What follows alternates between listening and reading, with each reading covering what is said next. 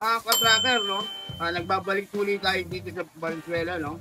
At eto, may isa pang dumating na or new arrival na drop side na napakasariwa. Silakas ng 4K1 pero napaka-tipid sa crudo, no? Fuel efficiency talaga po itong unit na to.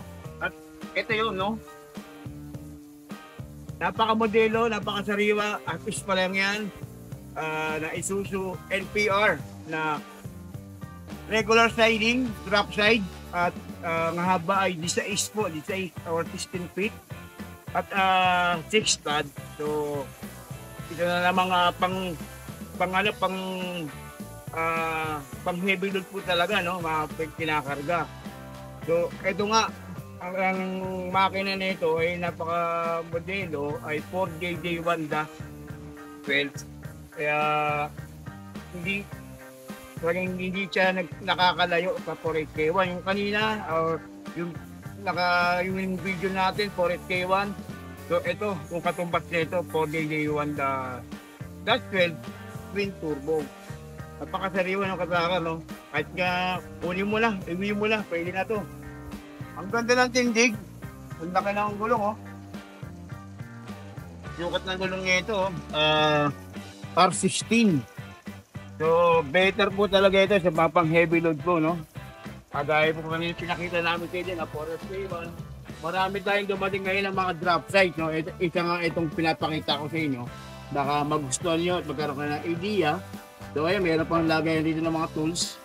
So, yung chassis, nasipat nyo, napakasariwa po talaga. So, ayan, makikita nyo yung mga naka-engrave na mga, pati may barcode pa yan. So, ibig sabihin, hindi pa yan hindi pa nakukulgol o hindi pa namamasilahan. So, kitang-kita nyo, napaka-original pa ng kanyang chassis ito talaga. So, ayan po yung barcode. So, ayan, makikita nyo. So, hindi ko mabata, dahil hapon po yan. Ayan, muli, oh. Kitang-kita mga ka-tracker, napakakapal. No? Reserva, bagong-bago, hindi nagamit. Ito sana yung nakakabit na gulong. Makakapal to. Kaya sa gulong pa lang, panalo ka na.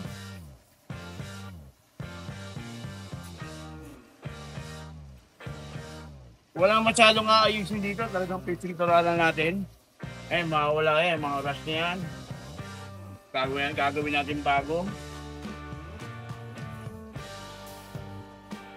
At may extension to, no? Ito nakikita nyo, ito yung regular siding. Ito po lang yung standard, no? Na siding na sukat.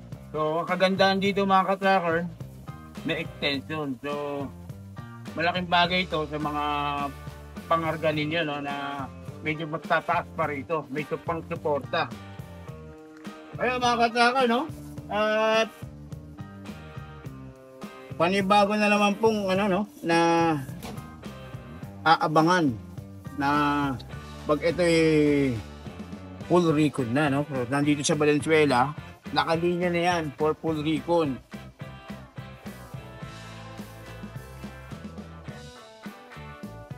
Ayan.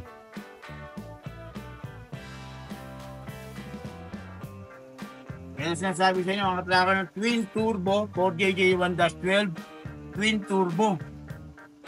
Sing lakas ng 4SK1 to mga ka-tracker. Ang dami ng mga nagkasabi ng mga buyer natin na yung iba repeat client na napakalakas po talaga ng 4JJ1-12 dahil twin turbo po ito, no?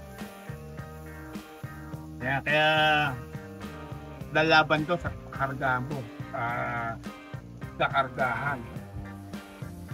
So wala pa tayong ginagalaw dyan. Ayan yung lagi namin sa service ninyo, may mga green mark, na yan. Diyan po tayo mag-base ng warranty, no? Warranty. So once na nagustuhan po ninyo to at ilalabas natin to, last touch na po ito, no? Gate oil plus ECU remap na napaka-importante po talaga sa itong modelo. Kanya re-remove po natin yan para paglabas wala po kayo sakit ulo sa electronics, no? Ayan mga trackers, makikita nyo, yun yung pang kagandahan, nakamolye. Ayan, nakamolye na po ang harap. Harap likod, naka-molye, napakakapal ng molye. Ang gulong din sa harapan, napakakapal, halos 95% at ganong kakapal. Ilang taon nyo pa magagamit itong gulong na to? Itong gulong na to, Japan made po ito, no? At hindi ito yung local o yung mga Thailand o ano ba ito yung Malaysia, no? Ito Japan po talaga. At na powerful din ng engine na kanina 4HK1 at ngayon naman na Sport GJ1-12 kasi lakas ng 4HK1 pero mas matibig po ito mga katakas dahil napaka-purified dahil sa kanyang technology ng 4GJ1-12 twin turbo. So ayan yan, no? So mahaba ko mga katakas ko.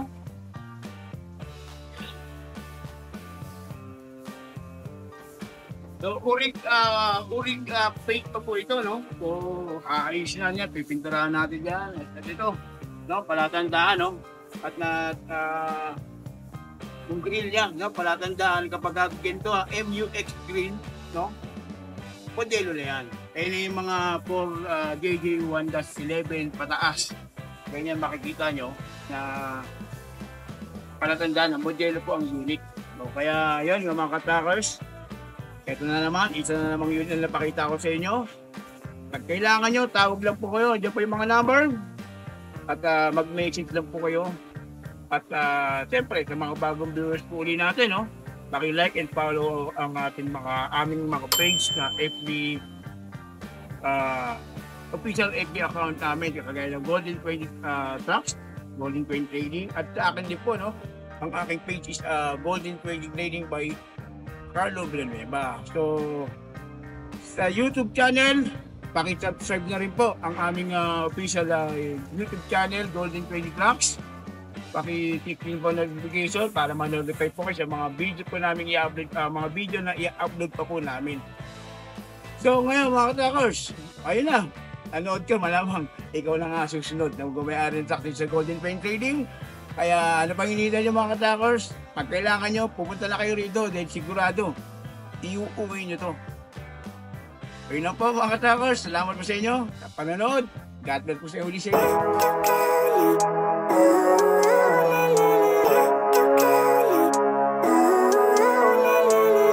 Living life, everyday, late at night, not okay.